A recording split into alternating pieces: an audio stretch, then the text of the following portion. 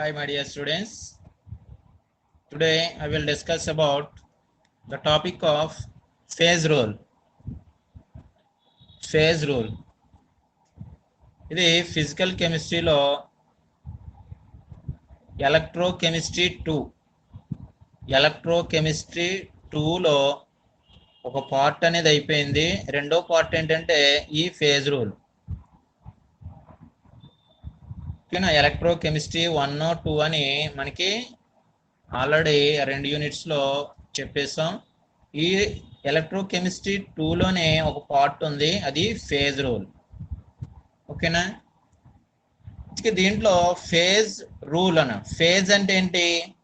Phase అంటే for example ఏదైనా matter అనేది తీసుకున్నట్లయితే ఆ మ్యాటర్ అనేది సాలిడ్ స్టేట్లోను, లిక్విడ్ స్టేట్లోను, వేపర్ స్టేట్లోనూ ఉంటుంది, అంటే గ్యాస్ స్టేట్లో. జనరల్గా మ్యాటర్ అనేది 3 స్టేట్లో ఉంటుంది. ఈ 3 స్టేట్లో ఉన్నప్పుడు దాన్నే ఆ స్టేట్స్ని ఇక్కడ ఏం చెప్తున్నాడంటే ఫేజ్ అని చెప్తున్నాడు.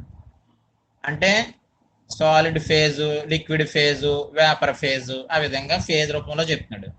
ఫేజ్ అని ఎందుకు చెప్పాలంటే అక్కడ సాలిడ్ కానీ, లిక్విడ్ కానీ, వేపర్ కానీ తీసుకున్నట్లయితే అది ఈ 3 స్టేట్స్లో ఏదైనా కానీ ఫిజికల్గా ఐడెంటిఫికేషన్ అనేది చేసేది, అదేవిధంగా మనకి మెకానికల్గా సెపరేట్ అనేది చేసేవి అయి ఉంటాయి ఈ 3 కూడా. అంటే ఫర్ ఎగ్జాంపుల్ ఒకటి చూసాం అనుకోండి, అది సాలిడ్ అని చెప్తాం, లేదా లిక్విడ్ స్టేట్ ఉంటే లిక్విడ్ అంటాం, వేపర్ ఉంటే వేపర్ స్టేట్ అని చెప్తాం. అవి మనకి ఫిజికల్గా ఐడెంటిఫికేషన్ అనేది చేస్తాము, లేదా మెకానికల్గా సెపరేట్ అనేది. మెకానికల్గా సెపరేట్ చేయడం ఏంటి? Solid solid, liquid liquid, gas gas, ఈ విధంగా సెపరేట్ చేసేటటువంటివి అని మనకి తెలుసు. కాబట్టి ఆ విధంగా ఉన్న వాటివి ఈ స్టేట్స్ని మనకి ఈ ఫేజెస్ కింద చెప్పాడు. వాటికి మనకి కొన్ని రూల్స్ అనేవి ఉన్నాయి, వాటిని ఫేజ్ రూల్ కింద చెప్తాం. ఇక్కడ ఫేజ్ రూల్ అంటే ఒక ఫార్ములా ఇచ్చారు చూడండి, F = C - P+2. F = C - P+2 is called phase rule అని. ఇక్కడ F అంటే ఏంటి? F అంటే డిగ్రీస్ ఆఫ్ ఫ్రీడమ్.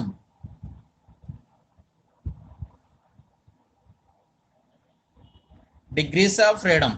అదేవిధంగా సి అంటే ఏంటి? సి =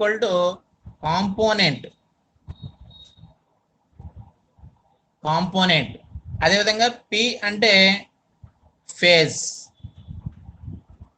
అదే లిక్విడ్ ఫేజా, సాలిడ్ ఫేజా, వేపర్ ఫేజా అనేది ఉంది అది. నెక్స్ట్ ఇక్కడ సి అంటే కాంపోనెంట్ అన్నాం, అంటే మనకి ఏదైతే పదార్థం తీసుకున్నామో ఆ పదార్థానికి ఖచ్చితమైనటువంటి ఫార్ములా అనేది ఉంటుంది. ఆ ఫార్ములా మీద బేస్ చేసుకుని అది ఏ కాంపోనెంట్ దానికి నేమ్ అనేది ఉంటుంది. నెక్స్ట్ డిగ్రీస్ ఆఫ్ ఫ్రీడమ్ అని చెప్తున్నాం. డిగ్రీస్ ఆఫ్ ఫ్రీడమ్ ని F తో చూపిస్తున్నాం. ఇక్కడ డిగ్రీస్ ఆఫ్ ఫ్రీడమ్ అంటే ఫర్ ఎగ్జాంపుల్ ఏదైనా సబ్స్టెన్స్ అనేది మనకి వాటి యొక్క స్టేట్స్ ని చేంజ్ చేసుకోవడానికి దేని మీద డిపెండ్ చేసుకుని ఉంటుంది అంటే టెంపరేచర్ చేంజ్ చేసినా, లేదా ప్రెజర్ చేంజ్ చేసినా, కాన్సన్ట్రేషన్ చేంజ్ చేసినా వాటి యొక్క స్టేట్లు అనేవి, ఫేజెస్ అనేవి మారే విధంగా ఉంటాయి. కాబట్టి ఈ 3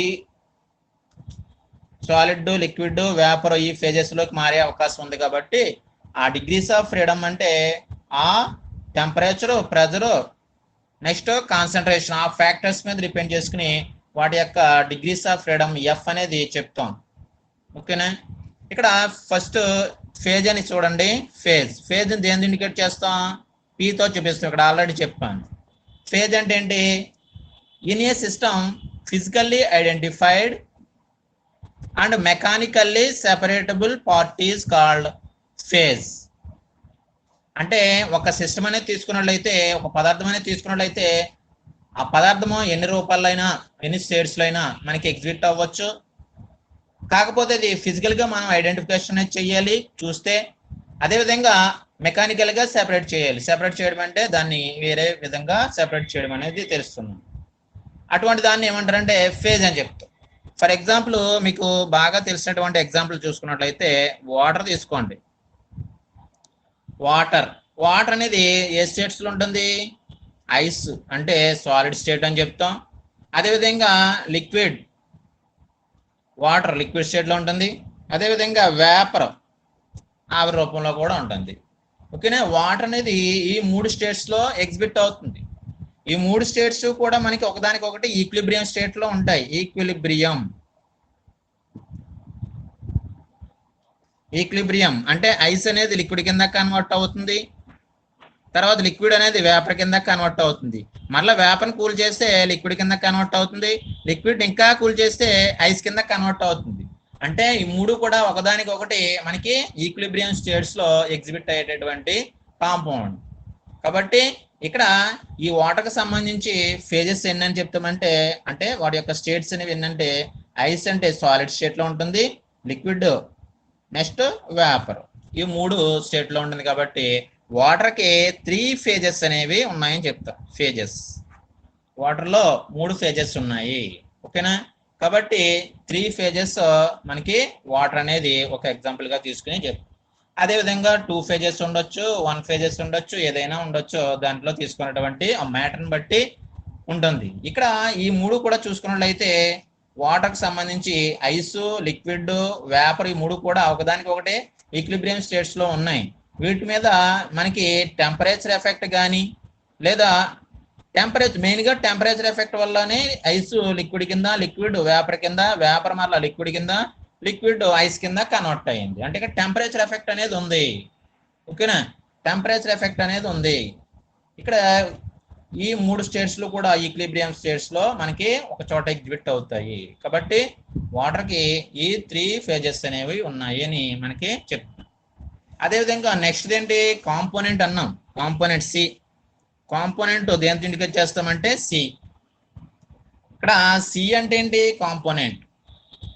కాంపోనెంట్ ఏంటంటే the number of components in a system is the smallest number of independently variable constituents by means which the composition of every possible phase in the system can be expressed with a chemical formula. అంటే మనకి ఒక system అనేది తీసుకున్నట్లయితే ఆ systems లో మనకి number of phases అనేవి ఉంటాయి. ఆల్రెడీ చెప్పాం. ఇక్కడ వాటర్ సిస్టమే తీసుకున్నట్లయితే దాంట్లో 3 ఫేజెస్ అనేవి ఉన్నాయని చెప్పాం. ఈ 3 ఫేజెస్ ఈ 3 ఫేజెస్ దేనికి సంబంధించినవి, వాటర్ కి సంబంధించింది.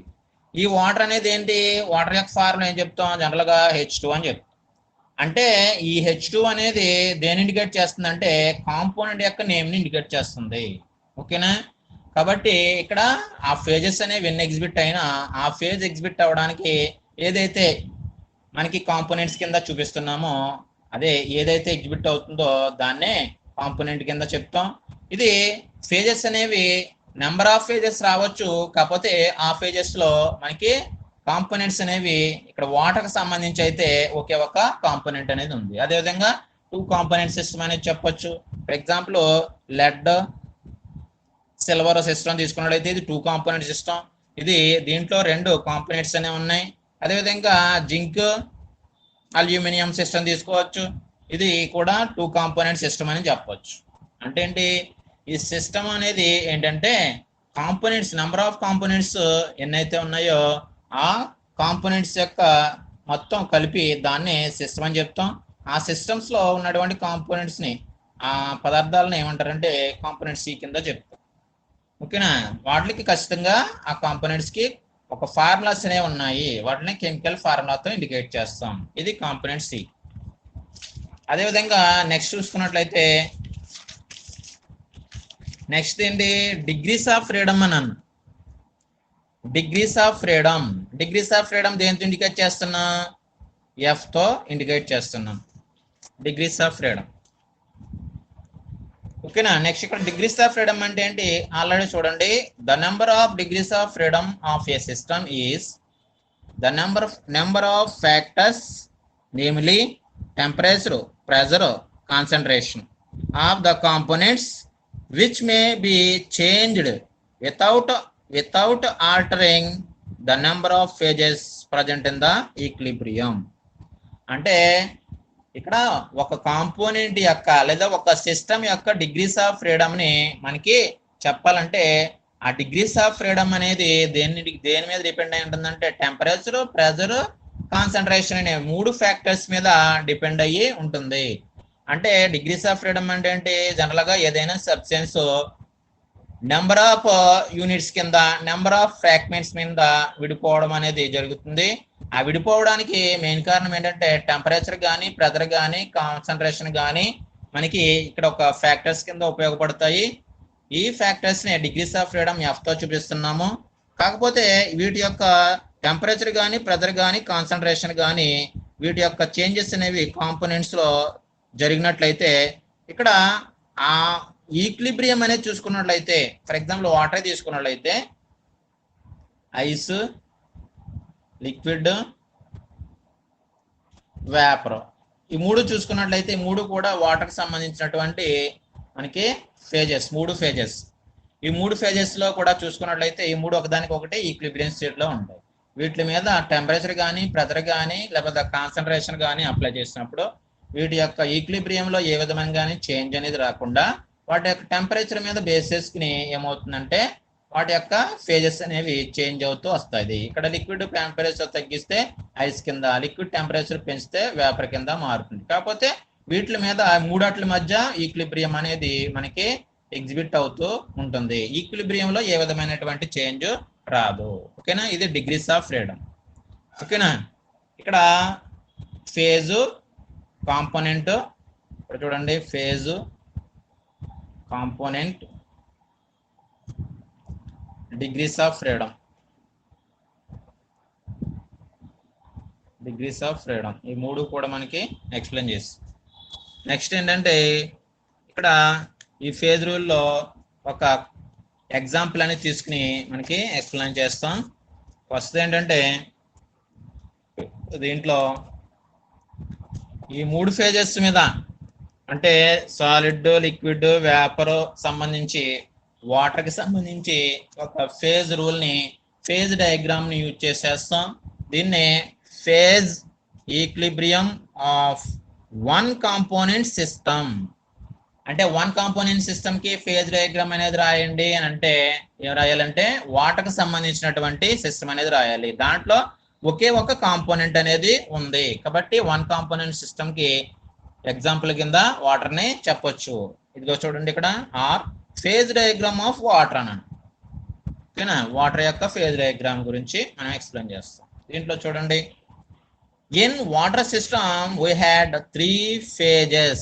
ఆల్రెడీ చెప్పాను వాటర్లో 3 phases ఉంటాయి. ఏంటవి? Solid, liquid, vapour. Adjusting temperature and pressure we will draw a diagram in the component system. అంటే టెంపరేచర్ ని, ప్రెజర్ ని అడ్జస్ట్ చేస్తూ వాటర్ యొక్క మనకి సిస్టమ్ కి సంబంధించి ఫేజ్ డయాగ్రామ్ అనేది రాసినట్లయితే ఈ కింద మనకి ఈ విధంగా ఉంటుంది. In this diagram at O point liquid, solid and vapour phases of the water is in equilibrium. ఇక్కడ ఈ డయాగ్రామ్ లో O పాయింట్ అనేది ఇక్కడ ఉంది. ఈ O పాయింట్ దగ్గర లిక్విడ్ కానీ, లిక్విడ్, సాలిడ్, వేపర్ ఈ మూడు కూడా ఈక్విలిబ్రియం స్టేట్ లో ఉంటది. ఈ పాయింట్ దగ్గర మనకి ఈ పాయింట్ ఏమంటారంటే ట్రిపుల్ పాయింట్ అని అంటాం. ట్రిపుల్ పాయింట్ O పాయింట్ ఏమంటారంటే ట్రిపుల్ పాయింట్. ఈ ట్రిపుల్ పాయింట్ దగ్గర ఏముంటుంది? ట్రిపుల్ పాయింట్ ఫస్ట్ చూడండి దీంట్లో ట్రిపుల్ పాయింట్. ఈ గ్రాఫ్ అనేది చూసుకున్నట్లయితే ఫస్ట్ మనకి x యాక్సిస్ మీద టెంపరేచర్ అనేది తీసుకున్నాడు, y యాక్సిస్ మీద ప్రెజర్ అనేది తీసుకున్నాడు. ఓకేనా? y యాక్సిస్ మీద ప్రెజర్, టెంపరేచర్ x యాక్సిస్ మీద తీసుకున్నాడు. దీంట్లో మనకి OA కర్వ్ ఒకటి, OB కర్వ్ ఒకటి, OC కర్వ్ అనేది ఒకటి ఉంది. ఇక్కడ వాటర్కి సంబంధించి 3 phases అనేవి ఉన్నాయి కాబట్టి ఈ 3 phases మీద బేస్ చేసుకుని గ్రాఫ్ అనేది ప్రెజర్కి, టెంపరేచర్కి మధ్య గీయడం జరిగింది. ఈ దీంట్లో ఒక పాయింట్ అనేది సెంటర్లో ఉంది. ఈ పాయింట్ని ఏమంటారంటే పాయింట్ O అంటాం. దీన్నే ట్రిపుల్ పాయింట్ అంటాం. ఈ ట్రిపుల్ పాయింట్ దగ్గర వాటర్కి సంబంధించి ఏముంటుందంటే ఐస్, లిక్విడ్, వేపర్ ఈ మూడు కూడా ఏ విధంగా ఉంటాయంటే మనకి ఈక్విలిబ్రియం స్టేట్ లో ఉంటుంది. మూడు కూడా ఎగ్జిబిట్ అవుతాయి O పాయింట్ దగ్గర. ఓకేనా? కాబట్టి ఈ పాయింట్ ఏమంటారంటే ట్రిపుల్ పాయింట్ అని చెప్తున్నాం. ఓకేనా? ఈ ట్రిపుల్ పాయింట్ దగ్గర మనకి చూసుకున్నట్లయితే ఎన్ని ఫేజెస్ ఉన్నాయి? Ice, liquid, vapour phase. Ice, liquid, vapour phase అనేది ఉన్నది మనకి ఆల్రెడీ అకార్డింగ్ టు ఫేజెస్ అయితే 3 ఉన్నాయి ఈ పాయింట్ దగ్గర. అకార్డింగ్ టు ఫేజ్ రూల్ ఏంటి? F equal to C minus P plus 2 already చెప్పాం. ఈ పాయింట్ దగ్గర చూసుకున్నట్లయితే ఫేజెస్ ఎన్ని ఉన్నాయి? ఫేజెస్ పి ఈక్వల్ టు ఎన్ని? 3 ఉన్నాయి. అంటే లిక్విడ్, వేపర్ అండ్ సాలిడ్ 3 కూడా ఉన్నాయి.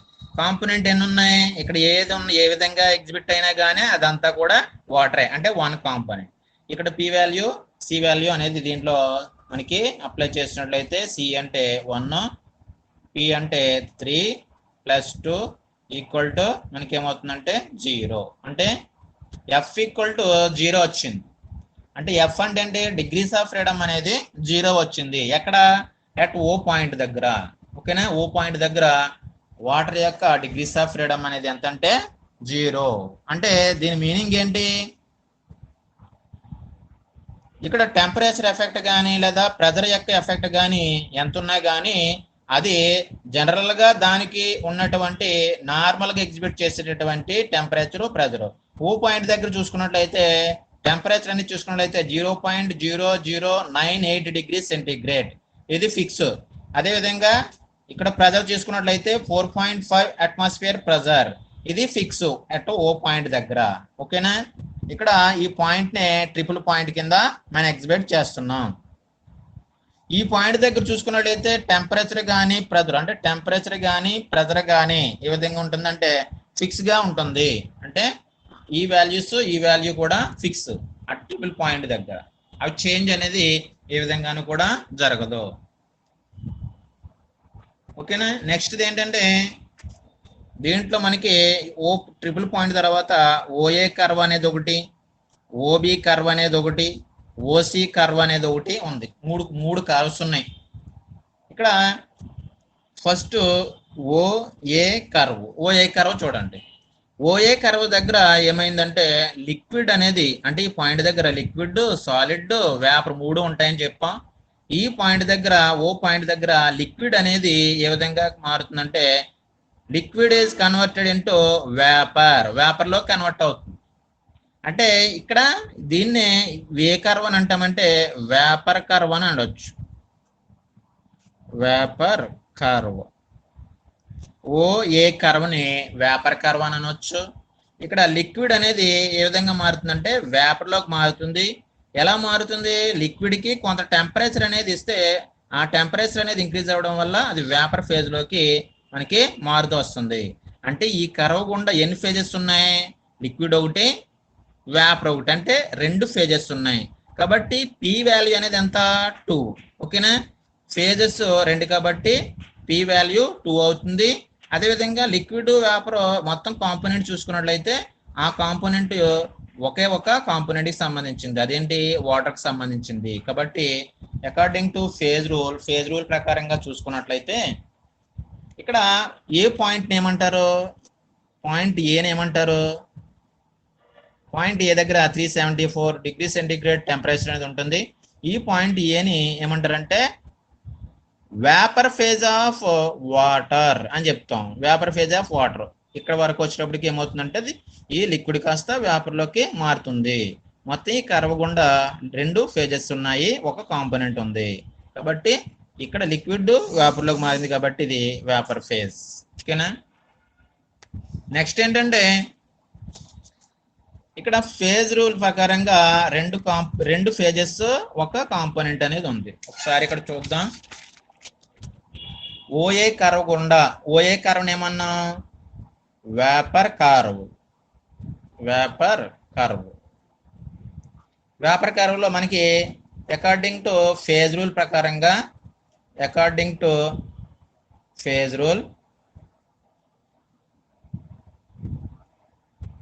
F equal to C minus P plus 2 that equal to, ఇక్కడ ఓఏ కర్వ్ గుండా ఫేజెస్ అనేవి ఎన్ని? 2 అన్నాం. కాంపోనెంట్ ఎన్ని? 1 అన్నాం. కాబట్టి కాంపోనెంట్ 1, మైనస్ ఫేజెస్ 2 ప్లస్ 2 అంటే ఎంత 1 వచ్చింది. అంటే ఇక్కడ ఎఫ్ వాల్యూ ఎంత అంటే ఎఫ్ వాల్యూ ఎంత 1 అంటే డిగ్రీస్ ఆఫ్ ఫ్రీడమ్ అనేది 1 వచ్చింది. అంటే డిగ్రీస్ ఆఫ్ ఫ్రీడమ్ 1 వస్తే ఇక్కడ ఓఏ కర్వ్ గుండా వేపర్ కర్వ్ అనేది చెప్తున్నాం కాబట్టి ఈ వేపర్ కర్వ్ దేని మీద డిపెండ్ అయి ఉంటుందంటే ఒకే ఒక ఫ్యాక్టర్ మీద డిపెండ్ అయి ఉంటుంది. ఇక్కడ డిగ్రీస్ ఆఫ్ ఫ్రీడమ్ ఎఫ్ తో చూపిస్తున్నాం. ఎఫ్ అంటే మనకి ఏదో ఇక్కడ టెంపరేచర్ కానీ ప్రెజర్ కానీ ఈ రెండు కూడా తీసుకుని మనం చేస్తాం గ్రాఫ్ పరంగా. ఈ గ్రాఫ్ లో టెంపరేచర్ తెలిస్తే ప్రెజర్ అనేది తెలుసుకోవచ్చు, లేదా ప్రెజర్ తెలిస్తే టెంపరేచర్ అనేది తెలుస్తుంది. ఓకేనా? అంటే వన్ వేరియబుల్ ఫ్యాక్టర్ అనేది తెలిస్తే రెండొక వేరియబుల్ ఫ్యాక్టర్ ని మనం ఫైండ్ అవుట్ చేయొచ్చు. ఓకేనా? నెక్స్ట్ ఏంటంటే ఓబీ కర్వ్. ఓబీ కర్వ్, ఈ ఓబీ కర్వ్ అనే దాన్ని ఏమంటారంటే సబ్లిమేషన్ కర్వ్ అని చెప్తాం. Sublimation curve. ఈ సబ్లిమేషన్ కర్వ్ లో ఎట్ ఓ పాయింట్ దగ్గర మనకి వాటర్ అనేది సాలిడ్ స్టేట్ లో ఉంటుంది. ఈ సాలిడ్ యొక్క టెంపరేచర్ అనేది డిక్రీజ్ చేసుకుంటూ ఇంక్రీజ్ చేసుకుంటూ వెళ్ళినట్లయితే సాలిడ్ కాస్త ఏ విధంగా కన్వర్ట్ అవుతుందంటే వేపర్ ఫేజ్ లోకి కన్వర్ట్ అవుతుంది. Solid to vapour. కాబట్టి సాలిడ్ డైరెక్ట్ గా వేపర్ ఫేజ్ లో కన్వర్ట్ అవుతుంది కాబట్టి దీన్ని ఏమంటారంటే సబ్లిమేషన్ కర్వ్ అని చెప్తాం. ఈ సబ్లిమేషన్ కర్వ్ దగ్గర మనకి టెంపరేచర్ అనేది చూసుకున్నట్లయితే ఈ విధంగా ఓ పాయింట్ దగ్గర 0.0023 డిగ్రీ సెంటీగ్రేడ్ కన్నా మనకి ఇంకా తక్కువగా ఉంటుంది. అదేవిధంగా ఓ పాయింట్ దగ్గర 0.0098 డిగ్రీ సెంటీగ్రేడ్ ఉంటుంది. ఇక్కడ పాయింట్ ఓ నుంచి పాయింట్ బి వరకు చూసుకున్నట్లయితే బి పాయింట్ ఏమంటారంటే వేపర్ ఫేజ్ ఆఫ్ వాటర్ అని చెప్తాం. బి పాయింట్ ని ఇక్కడ సాలిడ్ కాస్త ఏ విధంగా మారిందంటే వేపర్ కింద మారింది కాబట్టి డైరెక్ట్ గా మధ్యలో లిక్విడ్ అనేది లేకుండా వేపర్ లోకి మారింది కాబట్టి దీన్ని సబ్లిమేషన్ కర్వ్ అని చెప్తాం. ఈ కర్వ్ గుండా ఓబీ కర్వ్ గుండా మనకి 2 ఫేజెస్ అనేవి ఉన్నాయి. ఒకటి సాలిడ్ ఫేజ్, రెండోది వేపర్ ఫేజ్. కాబట్టి నెంబర్ ఆఫ్ ఫేజెస్ అనేవి చూసుకున్నట్లయితే ఫేజెస్ ఎన్ని, నెంబర్ ఆఫ్ ఫేజెస్ 2. ఇక్కడ సాలిడ్ తీసుకున్నా వేపర్ తీసుకున్నా అది దేనికి సంబంధించింది, వాటర్ కి సంబంధించింది. కాబట్టి ఫేజెస్ 2, కాంపోనెంట్ 1 అవుతుంది. కాబట్టి according to phase rule same OB curve ఏమంటున్నాం, సబ్లిమేషన్ కర్వ్ అని అంటున్నాం. Sublimation curve. సబ్లిమేషన్ కర్వ్ అని తీసుకున్నట్లయితే దీంట్లో according to phase rule already మనకి డిస్కస్ చేసింది. F equal to C minus P plus 2.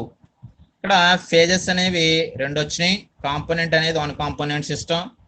కాబట్టి F equal to 1 minus 2 plus 2 వస్తుంది, దట్ ఈక్వల్ టు 1 వస్తుంది. ఇక్కడ కూడా డిగ్రీస్ ఆఫ్ ఫ్రీడమ్ అనేది 1 వచ్చింది. అంటే డిగ్రీస్ ఆఫ్ ఫ్రీడమ్ దేని మీద బేస్ అయి ఉంటుందంటే టెంపరేచర్, ప్రెజర్ పోతే కాన్సన్ట్రేషన్ మీద బేస్ అయి ఉంటుంది. కాకపోతే మనకి ఇక్కడ ఫేజ్ డయాగ్రామ్ అనేది టెంపరేచర్, ప్రెజర్ మీద బేస్ చేసుకుని డ్రా చేసాం. దీంట్లో టెంపరేచర్ యొక్క వేరియబుల్ ఫ్యాక్టర్ అనేది మనం ఫైండ్ అవుట్ చేస్తే ప్రెజర్ అనేది మనకి ఆల్రెడీ తెలుస్తుంది, లేదా ప్రెజర్ అనేది ఆల్రెడీ మనకి తెలిస్తే దాని నుంచి టెంపరేచర్ అనేది ఫైండ్ అవుట్ చేయొచ్చు. ఓకేనా? కాబట్టి డిగ్రీస్ ఆఫ్ ఫ్రీడమ్ ఎఫ్ అనేది మనకి 1 వచ్చింది కాబట్టి 1 వస్తే రెండోది మనకి ఐడెంటిఫికేషన్ అనేది చేయొచ్చు. తర్వాత కర్వ్ ఏంటంటే ఓసీ కర్వ్.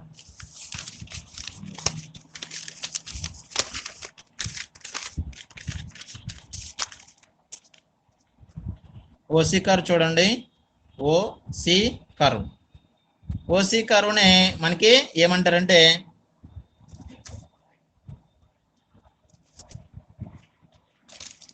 ఇక్కడ లిక్విడ్ అనేది ఏ విధంగా మారింది, సాలిడ్ స్టేట్ లోకి మారింది.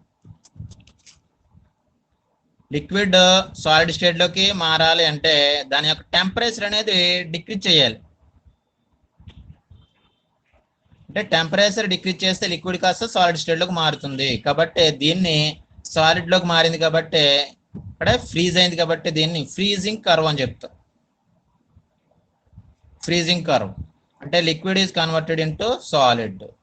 ఎట్ ఫ్రీజింగ్ కర్వ్ తీసుకున్నట్లయితే ఓసి కర్వ్ గుండా 2 ఫేజెస్ అనేవి ఉన్నాయి. లిక్విడ్ అనేది సాలిడ్ లోకి మారింది.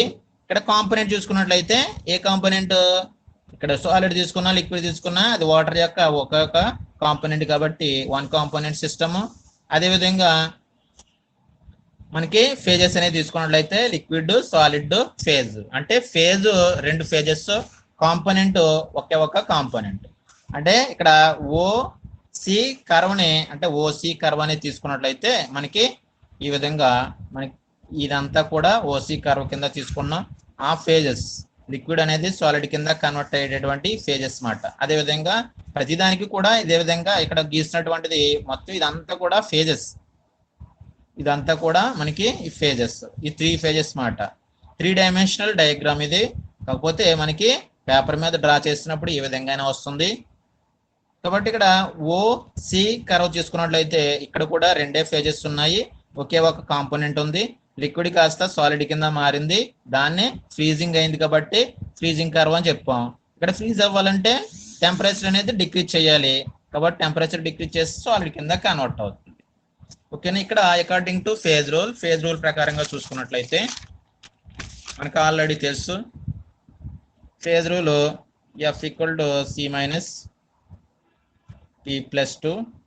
ఇక్కడ ఫేజెస్ అనేవి 2 ఉన్నాయి, కాంపోనెంట్ కూడా ఒకటే ఉంది, 1 కాంపోనెంట్ సిస్టమ్. కాబట్టి C = 1, P దగ్గర 2 + 2 = 1. అంటే ఇక్కడ కూడా ఏమొచ్చిందంటే F = 1, అంటే డిగ్రీస్ ఆఫ్ ఫ్రీడమ్ అనేది 1 వచ్చింది. అంటే ఈ గ్రాఫ్ లో టెంపరేచర్ ప్రెజర్ రెండాటి మీద బేస్ చేసుకుని గ్రాఫ్ అనేది తీసుకున్నాం. కాబట్టి ఈ ఎఫ్ వాల్యూ ఒకవేళ టెంపరేచర్ అయితే దాని నుంచి ప్రెజర్ అనేది తెలియచ్చు, లేదా ప్రెజర్ అయితే టెంపరేచర్ అనేది మనకి ఐడెంటిఫికేషన్ అనేది చేసుకోవచ్చు. దీని మీనింగ్ ఏంటంటే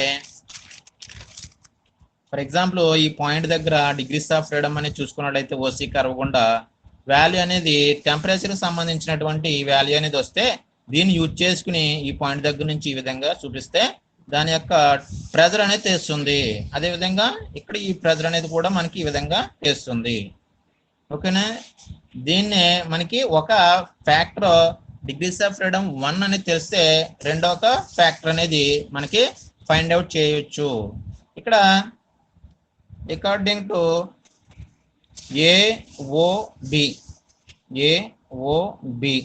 AOB అనేది AOB అండ్ AOC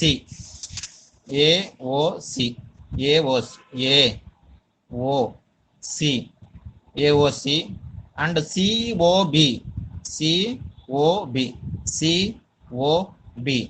ఇవి ఏంటంటే ఈ 3 కూడా దేనికి సంబంధించినవి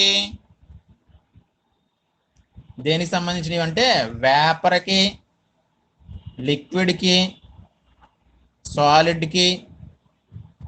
ఇది వేపర్, ఇది లిక్విడ్, ఇది సాలిడ్.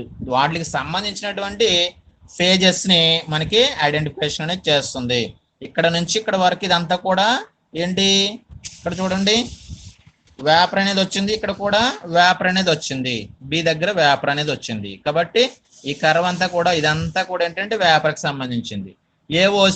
ఏఓసిలో ఏని ఓసి ఈ పాయింట్ ఇదంతా కూడా ఏంటంటే దేనికి సంబంధించింది, లిక్విడ్ కి సంబంధించింది. అదేవిధంగా సిఓబి అనేది దేనికి సంబంధించింది, సాలిడ్ కి సంబంధించింది. కాబట్టి ఇది సాలిడ్, ఇక్కడ సాలిడ్ ఉంది, సాలిడ్ కి సంబంధించింది. కాబట్టి ఇదంతా కూడా ఏంటంటే సాలిడ్ ఫేజ్ అని చెప్తాం. ఈ విధంగా మనకి వాటర్ యొక్క 3 ఫేజెస్ ని యూజ్ చేసుకుని ఫేజ్ డయాగ్రామ్ అనేది మనకి ఈ విధంగా డ్రా చేస్తాం. ఇది వాటర్ యొక్క ఫేజ్ డయాగ్రామ్. ఓకేనా. Thank you.